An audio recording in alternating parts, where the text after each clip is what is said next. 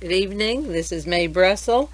This program emanates from KAZU FM, Pacific Grove, California, and it's broadcast number 687, February the 4th, 1985. I am taking time aside from this week, February, the first week in February, until April the 15th, and I'm not going to be answering mail or telephone calls, so don't get upset and think something's wrong. If you want to write letters, go ahead, and when I get back after that time period and get to the mailbox, I'll answer them. I do want to write, and I can't keep up with what I'm doing and answer the telephone calls and be all things to all people. There's one researcher that wanted to come down from the Bay Area and copy some material about Edwin Meese. My material about Edwin Meese has been available here for the past years, all the time Reagan was governor, also when he was running for president, and up to the present time. And even though he's going to pass the confirmation hearings as part of the Senate Judiciary, there will be a full Senate vote on Edwin Meese, and I think you should write to your senators and express ideas that were not investigated but which are terribly important to the character and the tone of Ronald Reagan and Edwin Meese as a pair.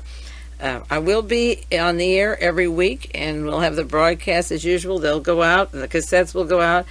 And I'll be at De Anza College March the 7th. It's Women's Week, and I was up there last year and spoke with them, and we got to get to know each other. And it was a very nice experience. That'll be at 7:30 on March the 7th. But if you want to know about it, call the college. Don't call me, okay? People are spoiled because I'm always available, but I just have to stop it. Somebody called me from Puerto Rico today, wanted to know if I'd have a conference call twice a month and talk with him, or would I meet him on a conference basis. I had to say no until the middle of April. I was going to say September, maybe it'll be that long, until April, but we'll see. I just need the time to do some work and do some writing, and I've earmarked that time. And before the spring gets full-blown, it's hard to cut yourself off. In the summer, this is a good time to do it. Now, last week I was talking about the book, just brought up the subject of Citizen Hughes by Michael Drosnin, and I'm getting a lot of telephone calls about that. I got the idea now. Again, it gets back. I won't be taking the calls, but I like the suggestion.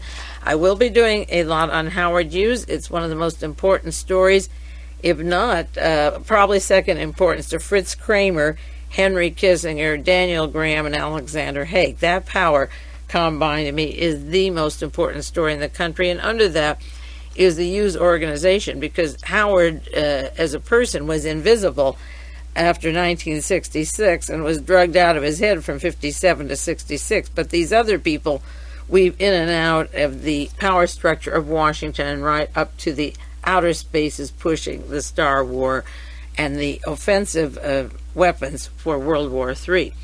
Now, this book, Citizen Hughes, was advertised in a 5-part series of the San Francisco Examiner across the whole top of the page in big black letters. First of 5 parts, When Madness Claims the Man in the Pink Bungalow. Now, if the Pink Bungalow man, who's the largest single contractor for the United States government, is crazy, call the doctors, put him in a mental hospital. Who was drugging him? The chief of police of Beverly Hills, Jack Eggers. Who was delivering the drugs? Bobby Hall, who then was murdered, and Eggers was in on the murder and knew the night that he was going to be murdered, and as soon as he was murdered, the gentleman called and said the mission is accomplished.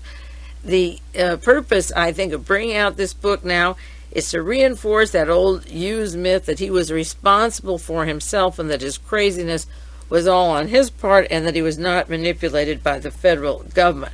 Mr. Drosnin wrote formerly for, and probably still does, for the Washington Post and the Wall Street Journal. The Washington Post, with Bob Woodward, covered up the entire plans for a military coup in 72, the plans to kill Nixon and keep Agnew, his links to the Nazis in Greece, into Europe, into power.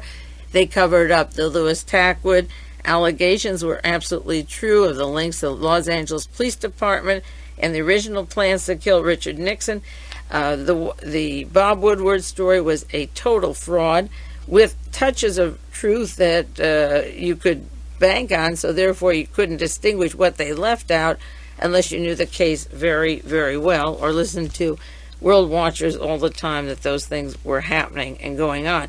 Wall Street Journal and Washington Post have a vested interest in this country to not rock any boats and not tell any stories that would shatter the power structure. And the Hughes story would shatter it and blow it wide open if it were really told the way it should be told. There are two characters I'll be mentioning probably for weeks to come, maybe through the year, involved with the Kennedy assassination, with John Kennedy, Robert Kennedy, and Martin Luther King. Their names are in many books that I'll cite as references for you, but they take new meaning now based on new information. And one of them used airplanes those were his private toys to fly back and forth. So the Hughes story always comes into the picture. One of the names is Edgar Eugene Bradley, and the other is Jim Braden. And those of you that have studied the assassinations know those names very well, and they may be new to people who haven't studied them. But the Hughes story and the Bradley-Braden stories are important because, as I say, there are going to be Senate hearings, and if you could send one telegram or 5 letters or 100 letters or 50 letters to members of the Senate and tell them that Mr. Meese, Edwin Meese, should not be the Attorney General for Ronald Reagan until there are full hearings to the relationship of the Nazis up at Hayden Lake in Idaho and in Washington and Oregon to Edgar Eugene Bradley and to Edwin Meese covering up Bradley's extradition when Clay Shaw was arrested and Jim Garrison wanted him for conspiracy to murder the President of the United States. And again, these men link in many ways to the orderly succession of killing at not only John Kennedy, but Martin Luther King and then Robert Kennedy. And that cleared the way for Richard Nixon and Ronald Reagan to take over this country in a way that it had never been done before. In the book Legacy of Doubt by Peter Noyes, he mentions just at the end of the book on page 248 how this particular Jim Braden, who was involved in the assassination, was living comfortably at La Costa, that's the Teamsters headquarters, playground down near San Diego, and the San Diego County intelligence officers went into his locker. He was a suspect many times for many things and got off all of them, of course, and they went into the locker and found between $100,000 and $200,000, which Braden claimed was had to do with the Empire Oil and Regency Company. But then it goes on to say one of the investigators who appeared to be knowledgeable about the case said he obtained information that Braden had been given the use of 2 airplanes owned by industrialist Howard Hughes. He speculated that Braden used the planes to carry the cash out of Nevada. So the Hughes story, sometimes he's called Braden, B-R-A-D-E-N, on page 249, and on 248 is Brading. Mr. Noyes uses 2 spellings, but he did use 3 aliases, including his co-worker, Mr. Bradley. So you can have your choice of names. If I call him Braden or Brading, it is the same person. It goes on to say that in the Society columns in San Diego in 1971, he was getting married to somebody. He was married to some very wealthy women and helped his career along those lines. That's another separate story. But he was on his honeymoon. This is like the 3rd wife now, and he was going to have residences at Lake San Marcos in Mexico City and in Spain in 1971. And of course, in Spain, 71, and from the 50s on, was the home headquarters of our Central Intelligence Agency and their offices with Otto Skorzeny of the Odessa Nazi Network. And Skorzeny links up to the Nazis up in Idaho, as I mentioned once before, through Mr. Erlanger of Buffalo, who attends the meetings of the Nazis up near Washington State, in Idaho, near Canadian border, and Skorzeny's headquarters for disseminating Nazi money to set up and further the World Nazi organization, the Fourth Reich. A resurgence has never ended, but went on continuously. He was moving in 1971 to Spain. Now, the Howard Hughes book coming out at this time and the Meese hearings, there's an overlay, as I say, of similarities of characters that weave in and out of this story. Now, Edgar Eugene Bradley is the fellow that Reagan would not extradite, and he should really be put on the carpet for this, because now it links to the very Nazis who have openly said, and I'll read you some more quotes every week maybe, the intention to hang every Jew in the United States and cut their throats, and they have tape cassettes on radio programs telling you how to kill Jews and blacks and get rid of them in this country, every single one of them, even if a few innocent other people die along with it. The fellow writing those tape cassettes and disseminating them on the air is this Colonel William Gale that I wrote about in the Rebel article in 1983 with the Christian Front. And in Legacy of Doubt, it goes on to say, this is another section on page 100. It tells about Mr. Bradley. This is the one that Reagan would not extradite with Meese as his legal advisor. Bradley did not hesitate to admit he was in Dallas, Texas, November 22nd, 1983, the day Kennedy was killed. Brading and Bradley were both in Texas, and they worked together in California. Bradley is the employee of the Reverend Carl McIntyre, a spokesman of the extreme right wing. What Legacy of Doubt doesn't have, and maybe Peter Noyes didn't know it, the Torbett document just came out in December of 1970, is that Reverend Carl McIntyre has been identified as the head of the World Council of Christian Churches, the branch of espionage used by Wild Bill Donovan and the OSS as part of their assassination teams. Mr. McIntyre was close to Albert Osborne, a fellow who frequented inside and out of Montego Bay, that worked with the Silver Shirts and the Nazis in the 30s and had youth camps, and Osborne was on a bus going to Mexico City with Lee Harvey Oswald. He ran Osborne, the friend and co-worker with McIntyre and J. Edgar Hoover of Division 5 of FBI, ran that school for assassins that I've talked about many times, and the Warren Commission hearings have information on Albert Osborne, alias John Howard Bowen. Well, McIntyre is in New Jersey, and under him is Mr. Bradley, who is the West Coast representative for McIntyre. McIntyre is close to Clint Murchison in Dallas, Texas, a man who heavily funded the Minutemen, and we'll go back to that later with the sources and the pages on that. And this book, Legacy of Doubt, tells about a key witness against Bradley having to do with the John Kennedy assassination was Dennis Maurer, M-O-W-E-R, the leader of the Southern California branch of the Minutemen. He said Bradley offered him $10,000 to kill John Kennedy in 1960. Now, this is what I wrote. This was a source of information that I used when I wrote my article on the Kennedy assassination of the Minutemen, what happened in 1960. You see, I don't believe for a minute that they planned to kill John Kennedy because of the Bay of Pigs, and I'll cite some more sources I have here for you on that. The minute he got the nomination, he was marked to be murdered. Maurer said, "I hate Kennedy, but not enough to kill him." Well, what is new about this? The fact that Maurer worked for the American Nazi Party, he worked for the Klan, he worked with Philip Earl Scheib, a fellow who stockpiled weapons in the Mojave Desert for this future bloodbath that's going to happen. The important thing about Edgar Eugene Bradley and the Kennedy assassination is written in Legacy of Doubt, and as I say, when that came out, the Torbett document was not known at all, and Noyes says the Garrison plot thickened when the woman said, he's citing a certain witness, she saw Clay Shaw, that's Clay Shaw of the World Trade Center in New Orleans, the man from the OSS that I've talked about that worked with Wild Bill Donovan and Reinhard Gehlen, and the Nazi organization from Nazi Germany. He also is a friend of Hallmar Schacht and Otto Skorzeny. A woman said that she saw Clay Shaw and Colonel William Gale visit the Bradley house. Now, this is very important. And she said Shaw was identified by Jim Garrison as the co-conspirator in the John Kennedy assassination.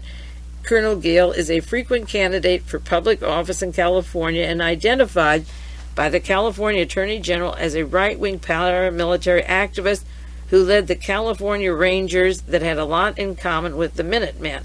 Now, what is new about this information for me, and I know it must be for you, is the relationship of the international Nazis of Otto Skorzeny and Hallmar Schacht, who frequented the yacht of Aristotle Onassis and then went on, were part of the Permindex assassination hit team from the international level.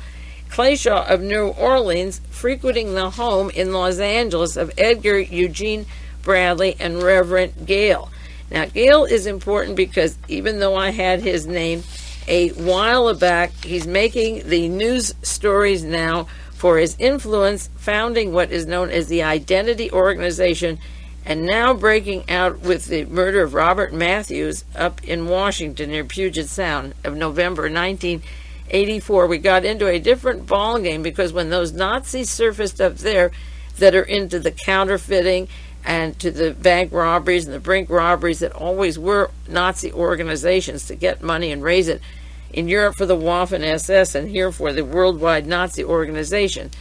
When you get Reverend Gale, who I wrote about working with Charles Willoughby in the Philippines, Willoughby closely associated with Franco and with Mussolini, coming home and joining on the board of Young Americans for Freedom and the John Birch Society. He trained in terrorism and guerrilla warfare and in the OSS with Donovan in India, and then in Southeast Asia, and came back to get his terror work going, to do in this country what they did in Germany, which is to kill every Jew in America. Now, in Germany, they didn't have the problem of the blacks that they have here, so the blacks are on the list as well as other Asians in different colors. But what is an international problem of the Odessa, the Hallmark Shock, Joseph Mengele, Klaus Barbie, Martin Bormann, Walter Rauff, Hans Ulrich Rudel, the whole top Nazi network that is written over and over again in these books, connects directly to the Nazis and the Klan and the murderous gang that want this overthrow of the United States. And what looks like a group of paramilitary kooks has the highest funding and protection of every police department and the FBI and the Justice Department in the United States. If you want to make a copy of this tape, you can buy cassettes, well, they 3 for $1. Get a master tape if you haven't started taping this from the Tape Center in Pacific Grove, and send these tapes and the sheet that goes with it to your various congressmen. Now, Edgar Eugene Bradley was not sent to New Orleans to be investigated by Clayshaw. He was protected by Meese and Reagan. And why were they protecting him? They were protecting Carl McIntyre, who worked with the FBI and still does, and knew all the inroads of the assassination and the setup of Oswald as the patsy. And then directly the contacts go to Clayshaw and William Gale and the identity movement and various operations, then to the Southeast Asia and Taiwan, link to John Singh Lab, the World Anti-Communist League, and then back to Kenneth Brown, a soldier of fortune. And we'll go into that a little bit more in a while. Now, this Jim Braden was also in Dallas when Bradley was there. He was at the Dow Tex building. He had changed his name and his license number. He was a suspect at the time of the assassinations, picked up by the sheriff and released. He stayed at the Cabana Hotel, built by the Teamsters, and met with Jack Ruby and Roy Myers of the Pepsi-Cola Company. Pepsi-Cola, the sponsors of the Bottling Convention, 3 days up till the time that Kennedy was killed, that Wednesday, Thursday, and Friday morning of the Bottling Convention. And not only did Richard Nixon speak there, but Lyndon Johnson did. And I have referred to the book, The Cola Wars, and I'll do more. But Jack Ruby and Roy Myers have contacts directly to David Ferry, the co-worker with Clayshaw again, who works with Reverend Gale, and Carlos Marcellos. A lot of this, the researchers we had before, but now with the arrests up north and the investigation, or the superficial investigation of what's going on, more of the pieces are coming together. I knew that when the Torbett document and the World Commerce Corporation tied directly to Mr. Donovan and the OSS and the CIA that was formed 2 years later after the war, that was the first major breakthrough of the links of the Kennedy assassination just at the end of the year that I was so excited about. But now, with the arrests and the following up of the FBI, the convention out of 6 states, to the Nazis, the Minutemen, and the Klan. The Minutemen, for all purposes, went under and changed their name to the Survivalists, which is worse. Those Survivalist magazines are similar to Gun Ho, Soldier of Fortune, and one of the editors up till just about a month ago was David Atlee Phillips, the same fellow involved with the Letellier murder, the man who's been suing Don Freed and harassing him, and involved with CIA in South America and other countries too, the death squads and the coups around the world. He's part of the intelligence network who got into the survivalist magazines.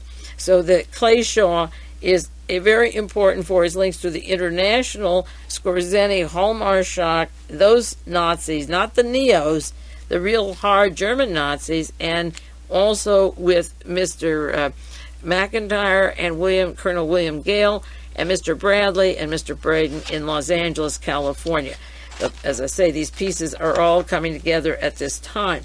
Now, there was a large article last Sunday, a week ago yesterday, in the San Jose Mercury, A Holy War Built on Hate. Now, this holy war has direct links to the Vatican, to the Inquisition, to the Crusades. This is truly a holy war, and I've cited many times the Knights of Malta, who are on our intelligence advisory group, such as Claire Luce, and there's William Buckley and James Buckley and Vernon Walters and William Casey and James Angleton. The people making the major decisions that are leading us to this holy war do have links back to this group that has gotten out of hand because people like Reagan and Meese suppressed it. Don't forget, Reagan was governor of California when Robert Kennedy was killed, and that also was covered up by the gang. I have approximately 100 articles on this problem up in the northern area, and it's national, international links, and I'll go into detail. This story is written by John Hubner of San Jose Mercury. Neo-Nazis foment a white revolution through terrorism. The neo is only neo to a point. And interestingly enough, in writing about the death camps in the San Jose Mercury, if you have a macabre sense of humor, I happen to have one. There is an article on the survivors of Auschwitz getting together 40 years after members of their family were killed, and many of you saw on television the reunion of the Auschwitz survivors. Well, the San Jose Mercury ran this full page and a half on the Nazis up north who go right to Mengele, Bormann, and the top Nazis around the world. And then there's space at the bottom of the page, so they put death camp survivors. This is supposed to be separate from the Nazis in the United States that want to kill every Jew in the United States, which is them. They think they escaped Auschwitz, and the same day on the same page, these people are talking about killing them. It says death camp survivors celebrate their liberation 40 years ago. And of course, the location is Oswim, OSWIECIM, Poland, Associated Press, January 27th, 1985. Do you remember when the Polish Pope came in, and I cited the background of him from Oswim, that he lived in Krakow and worked at Oswim, and Oswim is and happens to be Auschwitz death camp. If you go back to the broadcast I did, I think the date here, November the 10th, 1978. That seems like a long time ago. 7 years ago, I have a map. Waterwees, the home of John Paul II. Number 2 on the map, Auschwitz, the town of Auschwitz, where the crematory, where the Jews and other people were murdered. They changed the name on the map. It was in the newspaper of his home birthplace and where he works, and it showed at Krakow his home. And number 2 on the map is Auschwitz, and I have cited there that Auschwitz is Auschwitz, and that Pope worked at Auschwitz, the Polish Pope, in the job of assisting with exterminations in some way. He worked for Solvay Chemical, which is IG Farben. So I don't see that often in the newspaper. They, instead of saying the reunion was at Auschwitz, they said it was Auschwitz, and that's exactly what I was trying to tell you a long time ago about this Pope. So while these people, and this is so common. I mean, it's just so pathetic. These people are over there weeping about the loved ones when the chances are they'll see their own family and children, and they have family now, go into the ovens and be killed in the United States. They're all into the computers and the data banks because the money for these robberies is going into phone services and computers that link every Jew in the country and where they work and everything about them. So instead of being vigilant about today, they're so busy crying about yesterday that they can't even read the same page. I wonder how many survivors of Auschwitz or Jewish people reading the San Jose Mercury, just that alone on that page, hearing this broadcast, can tell me if they saw a connection between that article of the gathering, the services at Auschwitz, and the Auschwitz with the Polish Pope, and in the same article about the Aryan nations and Richard Butler. Now, in the San Jose Mercury, that same article, it says Butler, it describes him as a former Lockheed aeronautical engineer in Burbank, California. He became a racist during World War II in India, where he was a U.S. Army captain on loan to the Royal Indian Air Force. Now, I mentioned before that Mr. Butler, the head of the Aryan nations up in Idaho, worked at Lockheed while he was in Palmdale and in Southern California. And I've mentioned that before, but there's a quotation in the book, The Assassination of Robert Kennedy, that David Emery reached for on Lockheed aircraft in Burbank, and the exact place that Mr. Butler worked is where Thane Caesar worked, the man who murdered Robert Kennedy. The reference is the book, The Assassination of Robert Kennedy by William Turner, and it tells how his co-author, John Christian, tried to locate the gun that Thane Caesar had when he killed Robert Kennedy. On October the 13th, 1972, Christian reached a man to whom Caesar sold that .22 revolver. The Los Angeles Police Department, incidentally, didn't keep the revolver that the security guard from Lockheed had and admitted shooting the night that Robert Kennedy was murdered. Yoder was living in Blue Mountain, Arkansas. He also was an engineer at Lockheed. Before retiring in the fall of '68, Kennedy was murdered in June '68. He knew Caesar casually from the plant. Caesar's job was floating assignments. He worked off limits where only special personnel had access. He was in the area of the CIA-controlled U-2 spy plane facility. Yoder said that a month after Robert Kennedy was murdered, Caesar showed him the revolver, and he offered to buy it to use it in the Ozarks after he retired. Yoder's request, Caesar wrote out a receipt that said, on the day of September the 6th, 1968, I received $15 from Jim Yoder. The item involved is an H&R pistol, serial number 1Y13332, signed Thane Caesar. Caesar sold the gun 3 months after the murder of Robert Kennedy, and often, according to Yoder, he would drag out his security guard uniform that he used in the evening that he guarded Robert Kennedy, and the revolver, the .22, and his .38 pistol. He didn't mention the Robert Kennedy assassination, but he looked a little worried, and he said something about going to the assistance of an officer and firing his gun that night. He said there might be a little problem. Thane Caesar worked in the division of the U-2. Now, Lee Harvey Oswald was in the Soviet Union when the U-2 plane went down.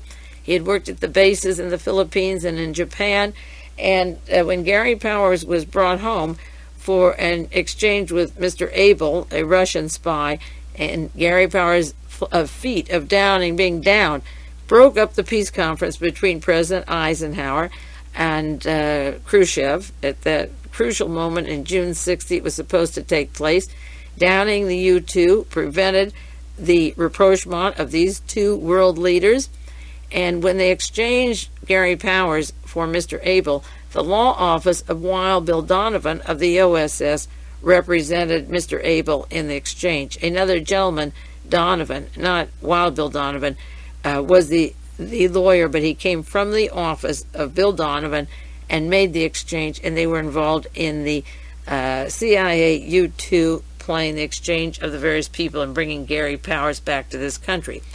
So this Mr. Butler, who runs the Aryan Nations, who gets all of his ideas from Reverend William Gale on genocide and murder and killing all the blacks, and as well as his ideas from Mr. Pierce, who worked for the United States Air Force and United Technology, and then went on to the National Nazi Party in Washington, D.C. Richard Butler was a scientist and engineer at Lockheed, and he was there with Thane Caesar at Lockheed at the time that Caesar pulled a gun and Robert Kennedy was assassinated. We'll continue more on this can of worms, this ball of wax, the assassination saga and the Nazis up north and throughout the United States in about 1 minute. We'll take a 1 minute break and come back for part 2 of this broadcast.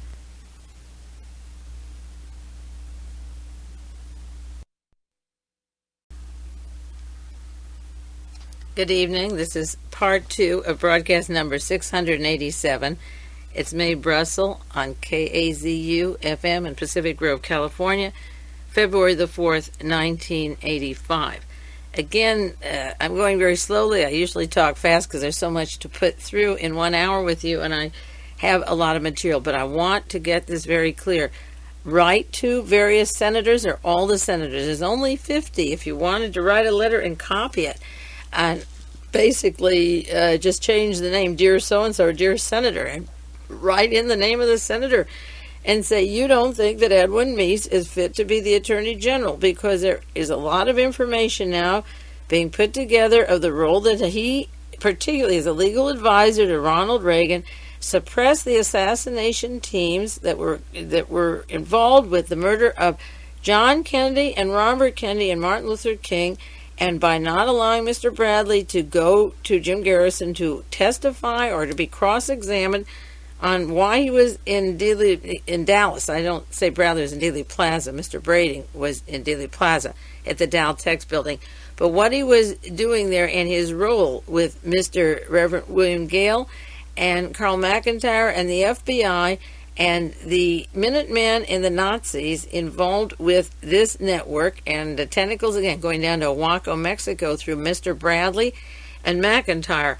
Edwin Meese is not fit to be the Attorney General because the Kennedy assassination is open for all time, and that will lead to the other murders. That is one case where Meese was absolutely involved, and now there's all this new information because they can't say it's old information.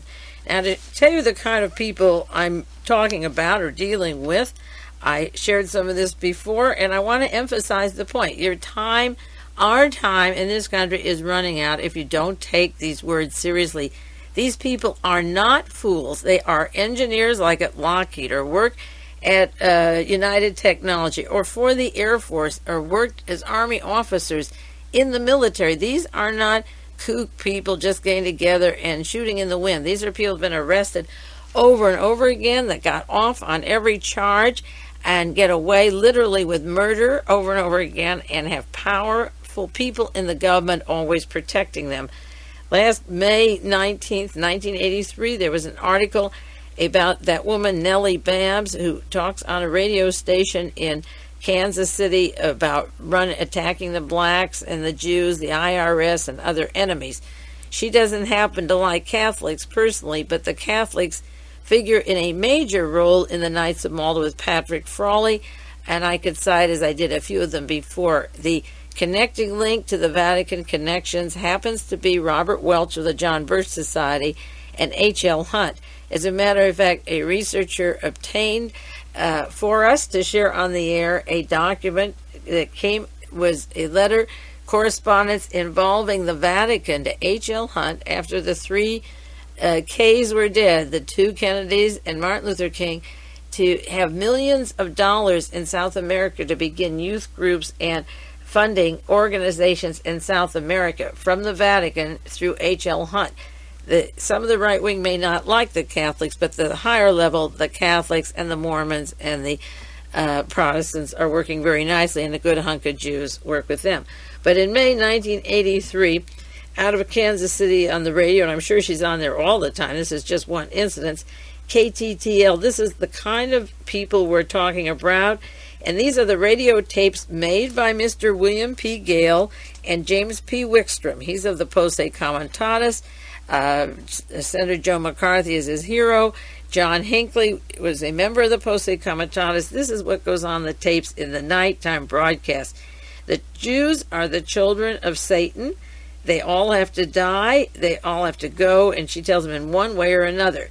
The radio station suggests that listeners learn techniques of guerrilla warfare, including garroting people in their sleep with lengths of rawhide, of hanging public officials, of cleansing the earth of black beasts, set up roadblocks for ambushes for the impending racial Armageddon. It's sure to come. These broadcasts are prepared by two men, Reverend P. Gale, William P. Gale, the same one that is with Mr. Bradley and Clay Shaw, and the other one is James Wickstrom, who is up in Wisconsin, the head of the Posse Comitatus, and all of them use and share the same material, the Nazis or the hundreds of organizations, the Brotherhood, the Order.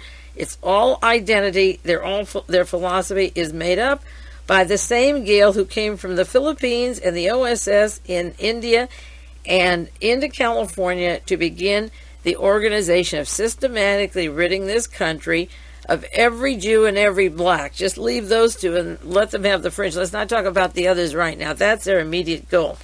There are two men described as evangelists. This is a religious phenomena. They're all reverends. The Mr. Maurer of the Minutemen and the Nazi Party became a minister also. They are reverends. They are evangelists. With extreme right vigilante, they cross over to the Posse Comitatus. They have sessions on guerrilla warfare training in Kansas and other parts of the country. They're all over the country. They were out here in Los Padres Forest, at the Mojave Desert. They're in Kansas, Arkansas, and Alabama and Mississippi and all over the United States. There's training camps where they're stockpiling their weapons. And they cited Gordon Cole, that tax protester who was murdered. He killed two federal marshals in February of 1984, and he was murdered, and he's part of this group. This article on Gale came out in 1984, 1983. The KTTL station, the only country music station within a 60-mile radius, gives this kind of talk at 2, 3, and 4 in the morning. The Babses began broadcasting their tapes in June after a visit by William P. Gale and James Wickstrom, the Posse Comitatus evangelists, and they are Wickstrom has been identified as the National Director for Counterinsurgency for the Posse Comitatus, and the broadcasts are tapes. They pay a fee for Mr. Gale's Identity Church in California, and there's a donor who is not identified or declined to name who pays for these tapes. Now, even though this is written up in the Turner Diary, which is supposed to be a fiction account, the people obeying the instructions of this book are doing along a non-fiction line, and I mentioned that physics professor from Oregon State University working with the Air Force, working with United Technology. And in the novel, again, I've said this before, the organization is to drop atomic weapons on Israel. In the chapter called The Rope, the streets of Los Angeles are lined with hanged bodies of professors and white persons who married blacks, and the murders will be committed by general citizens rather than execution squads. These are the orders or instructions. Now, this kind of thinking goes back again to Mr. Artukovic, the Andrija, Andrea Artukovic, who's been in this country for a long time. He was supposed to have been deported in the 1950s. He's down there at Seal Beach and Manhattan Beach. And as I said before, this idea of garroting people, of hanging them from ropes, comes from his actual doing and passing along in Yugoslavia at the time that he was a criminal, knowing that he was responsible for the murder of 770,000, maybe a few more or a few less. Add them, but his method was garroting and hanging by ropes and putting the swords through these people and parading them around the street. So he's been active down there. Don't think that since the 50s that he just sat there and didn't participate in activities and give these people guidance or ideas. They're using exactly the techniques he did.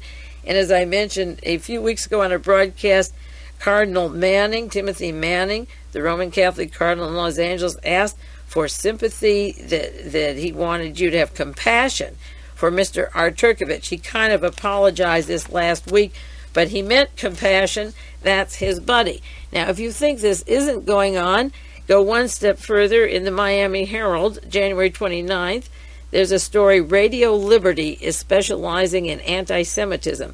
The official running the Munich-based station is none other than the former Senator James Buckley of New York, who's now president of Radio Free Europe, Radio Liberty. Buckley is a Knight of Malta, like his brother, like William Casey and Vernon Walters and Claire Luce, and I'll keep repeating them over and over, James Angleton and Patrick Frawley, and all of these people involved in this dirty mess have been knighted, and that is why, even though the author of the article in the San Jose Mercury doesn't realize it is truly a holy war, he thinks of it as a holy war for those fundamentalist Christians up north.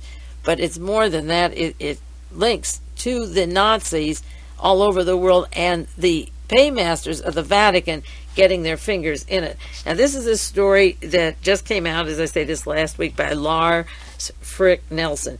This is the way it goes. Did you know that your tax dollars were being used to transmit anti-Semitic broadcasts into the Soviet Union? The New Republic magazine has reported, and the Senate is investigating and confirmed it is true. Radio Liberty, the United States-controlled radio station from Munich that goes into the Soviet Union, is pro-Tsarist, and it's telling people on the air that the person, the assassin of the Tsar, Nicholas II, his prime minister, was a cosmopolitan, a Jew, that it wasn't Russians, that the revolution, that the bind that they're in is the responsibility of the Jews.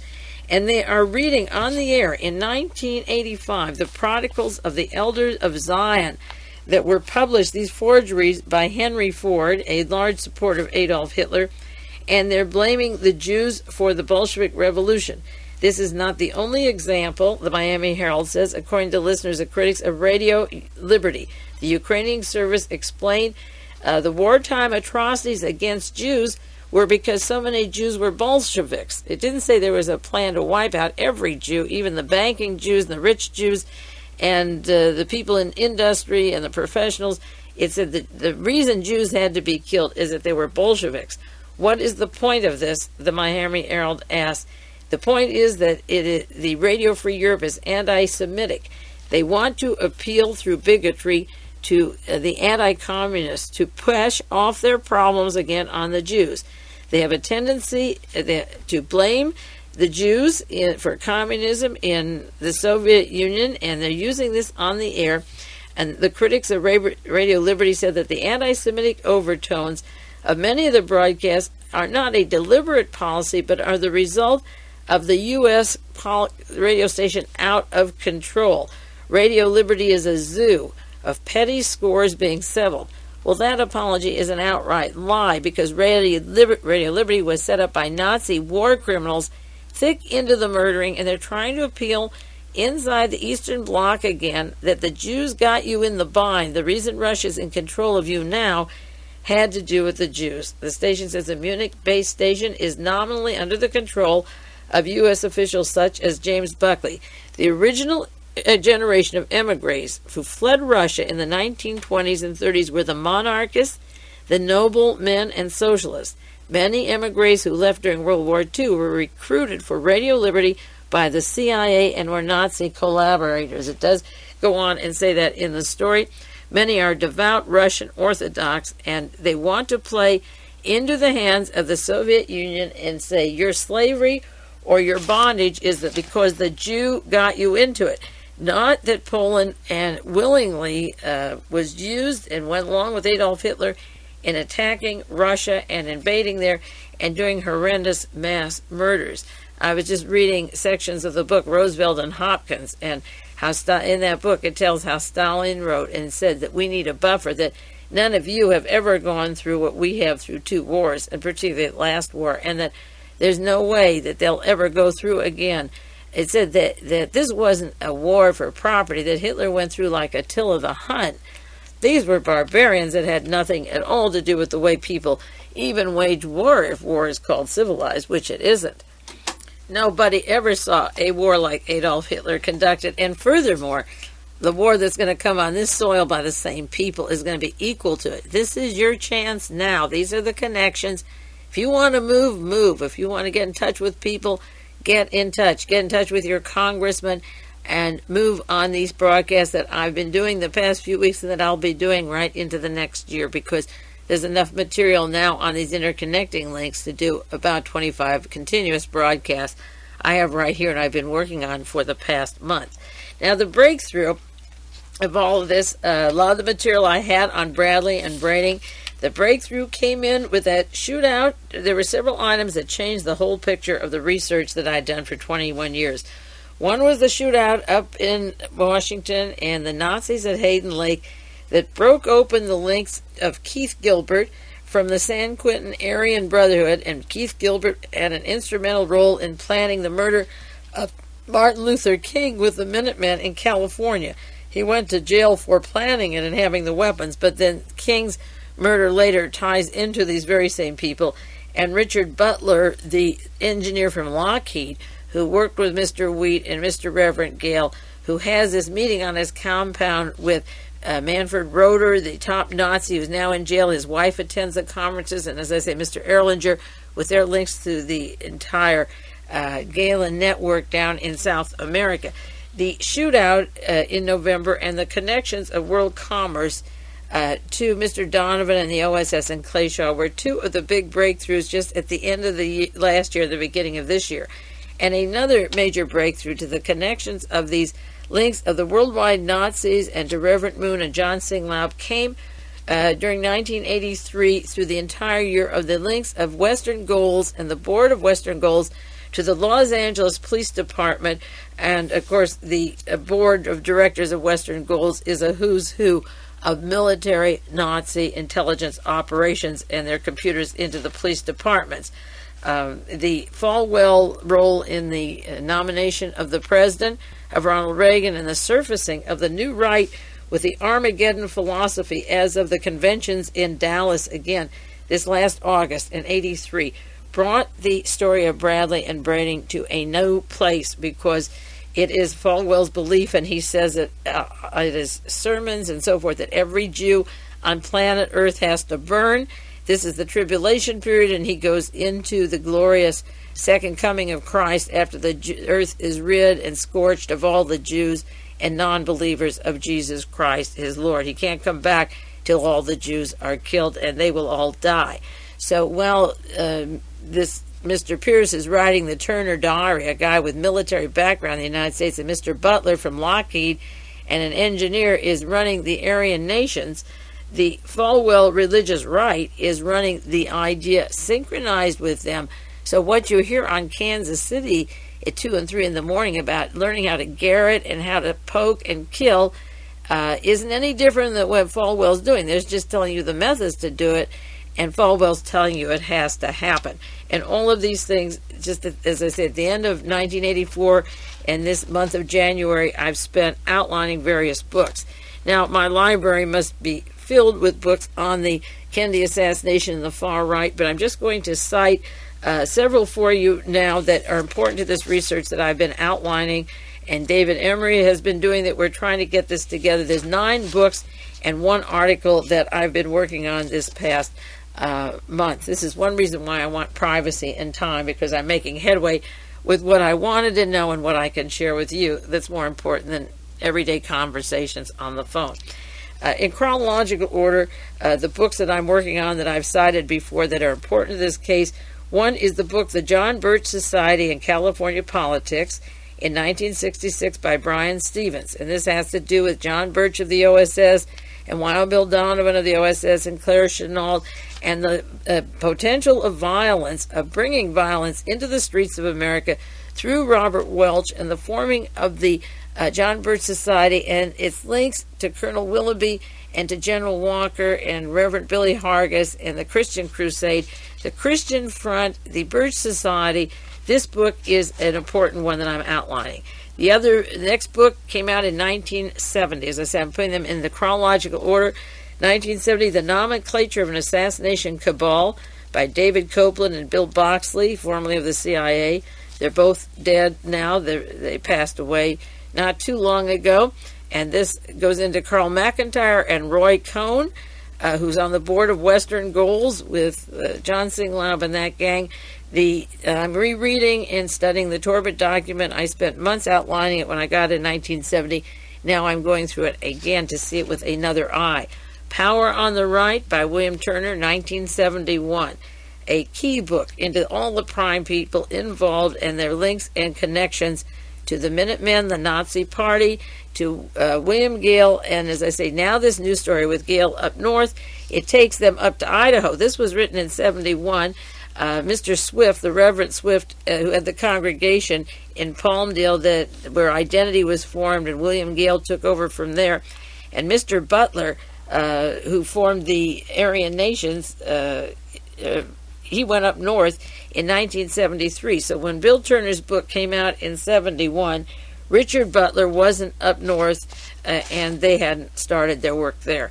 Another book is The Dallas Conspiracy by Peter Dale Scott. All of these books, incidentally, except maybe the Peter Noyes, it's hard to get. The Legacy of Doubt, maybe we'll have to reprint those and get those sold, and I'll try and see if we can get permission to copy those and get those out to you. Research in Aptos has these books, most of them. The Dallas Conspiracy by Peter Dale Scott has to do with these characters in the Dallas-Fort Worth area, but again, it was completed in 1971 and has no links. Well, it talks about Colonel Charles Willoughby, but none to the national and international Nazi operation. Another small book, 1975, by W.R. Morris. This is on the assassination of John Kennedy, and he fingers Eugene Hale Brading, the fellow that was at the Daltex and at the Cabana Hotel with Jack Ruby and H.L. Hunt, and he names personally two people important in the assassination. Incidentally, he was flown and interviewed by Tom Snyder, NBC's Tomorrow Show, and then the officials were afraid to air it, and of course Snyder was taken off the air, so you don't get much information out of the national network. He fingers two people, John Russello and Edwin Walker. Now, Walker has the links to Larry and Volkmar Schmidt in Munich, Germany, the Nazis in Germany, and to Clay Shaw and Young Americans for Freedom, set up by William Buckley, the Knight of Malta, and Robert Morris, the Knight of Malta in the Dallas-Fort Worth area. The gang, the 19 guys that came in from Munich that were excluded from the index of Sylvia Maher's book on the Kennedy assassination. I keep throwing that in because these names didn't appear there. That's why they're not household words to you, even though they were in the 26 volumes of the Warren Commission hearings. John Russello was the West Coast representative of the John Birch Society, and he was also instrumental in the career of Ronald Reagan. In fact, he writes, the John Birch Society was instrumental in helping Reagan defeat Edmund Brown. Russello has been a supporter of Reagan's for many years. And I mentioned in regard to the Birch Society, John Russello. That's why Edwin Meese should not be nominated the Attorney General, because we have to go into the Edwin Walker, Russello connections to these various characters on the assassination. In 1970, the assassination of Robert Kennedy. Again, a book by Bill Turner, another one by Bill Turner, and it mentions many of these characters and is very important for interconnecting links that now go one more space. This was in 1978. The Cola Wars in 1980 by J. Lewis and Harvey Yasinian. Now, they make no acknowledgement of Nazis, international, domestic, or otherwise. This book is about Pepsi-Cola, part of the World Commerce Corporation, and the connecting links not only to Dallas and Clint Murchison and Richard Nixon and Lyndon Johnson down there, but then how they spread to South America with J. Peter Grace, and I'll be doing more on that. How one corporation or two, such as Elmer Bops and his drug company, the fellow behind Richard Nixon's career, or in the Pepsi-Cola Wars, Mr. Kendall, Uncle Elmer and Mr. Kendall, and how they made Richard Nixon the president. John Kennedy was murdered, Robert Kennedy was murdered, Martin Luther King wasn't going to run for president, and then they were home free. Then the book in 1982, The Last Hero, on Wild Bill Donovan. I have read a lot on the CIA. I hadn't spent much time cross-filing and putting into charts or diagrams the importance of the OSS, and suddenly realized in the role of bringing Nazis to this country and the deals they made in Bern, Switzerland, and with John McCloy and in Algeria, putting the Nazis in power there, that so much was going on when the war was winding down with the OSS that I started diagramming this and charting out where these characters were. And then finally, well, maybe I'll have time for a few more things, but I want to just update you now on that article, and I'll be referring to it over and over again, that I wrote on the 20th anniversary of John Kennedy. I'm going to cite certain sentences and then tell you what I've learned in 1 year that's apropos to what we're talking about now. I don't have a page number here to cite it. Okay, this is from the Rebel, and it's in the section under 1960, from page 27 it is. Okay. Otto Skorzeny codenamed his assault on the American soldiers Operation Condor. His father-in-law, Hall Marschak, was the president of Hitler's Reichsbank. And I went on and said Clay Shaw, who was charged by New Orleans Jim Garrison with complicity in the Kennedy assassination, was a close friend of Hall Marschak.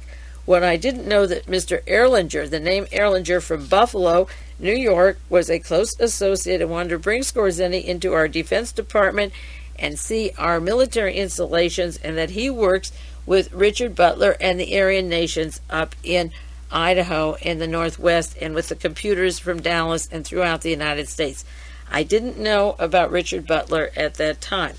Then I went on in 1952, I talked about Otto von Bolschwing of the Gestapo, who worked with the various Nazis in this country, represented Reinhard Gehlen. In 1952, Nikolai Malaksa, the Nazi from the Iron Guard, moved to Richard Nixon's office in Whitaker, California, and was close to Otto von Bolschwing.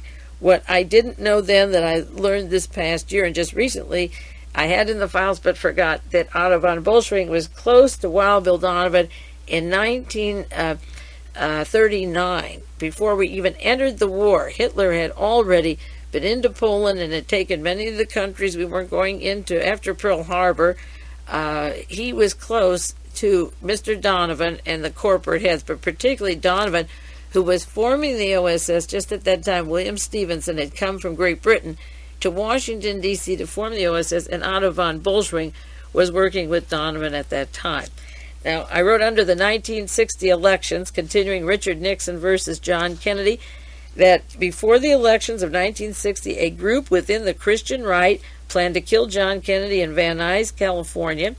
They're members of the anti-Castro Cubans, the Minutemen, and homegrown Nazis. Some were sought by Jim Garrison following the arrest of Clay Shaw.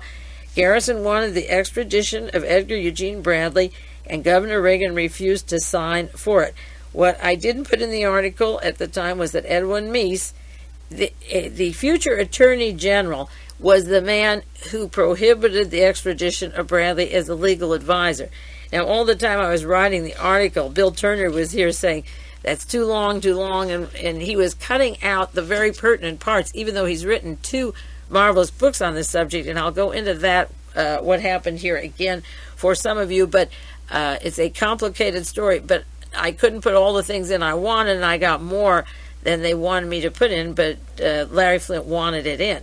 Now, what I didn't realize was that Edwin Meese would be nominated for the Attorney General, a very important part. I said the leader of one of these groups, the Christian Defense League, was the Reverend William P. Gale, and I mentioned his links in the Philippines during the war. I didn't know that Gale is the man making cassettes and distributing information to kill every Jew and every black in the United States. I was writing about the Kennedy assassination and the Nazis and their links, but Reverend Gale in 1985, this is 1 year since the article was completed, is making tapes and has the intention and the goal, working with engineers, scientists from the Defense Department and police departments and the FBI, for the process of getting rid of every Jew and every black in America. I wrote about the Christian Defense League contacts with Captain Robert K. Brown from Fort Benning, Georgia, who had mercenary teams of anti-Castro Cubans similar to Skorzeny's teams. What I didn't realize when I wrote about him and Mitchell Wirbel and the Silencers was that Brown's Soldier of Fortune was started by John Singlaub of Western Goals, World Anti-Communist League, with Skorzeny's Nazis in South Central America and Southeast Asia and Egypt. that Brown is directly linked to the Nazis and John Singlaub. In the year since I wrote that, I have gotten from some great researchers the links of Singlaub and Brown and Soldier of Fortune that I didn't have then. And I mentioned the silencers and the Bay of Pigs and Mitchell Wirbel. Now, I wrote about the Permindex operation and the plans of J. Edgar Hoover working with Division 5 and Clay Shaw to assassinate John Kennedy, and the links to Otto Skorzeny and the Borghese family, the black nobility, with their death squads and planned coups in Europe for fascist regimes. When I wrote that, I was not aware, or if I had the book that Clay Shaw met with Reverend Gale in California, Mr. Bradley, I did not connect until just recently, of course, the Gale who wants to do all these murders and drop atomic bombs, wipe out Israel and wipe out the Jews, is directly linked to Bradley, who Reagan wouldn't extradite, and to Clay Shaw and Hallmar Schacht and all the Nazis. So in the year that I wrote that article, I'm extending it now to get a book out to put in all these pieces, and that's one of the things I really am anxious to do. If you want to send for the bibliography of this broadcast, send a self-addressed stamped envelope and just say you want the sheet that goes with broadcast number 687, May Brussels, P.O. Box 22511, Carmel 93922. I'll send that to you so that you will be more knowledgeable and can write or call the various senators and tell them that Edwin, Meese, and Ronald Reagan covered this up, but Meese was the legal advisor, and they link to the Nazis in Idaho, and that he should not be the Attorney General, and let this all be cleared up. This is May Brussels, and I'll be back with you next week to continue some more on this subject.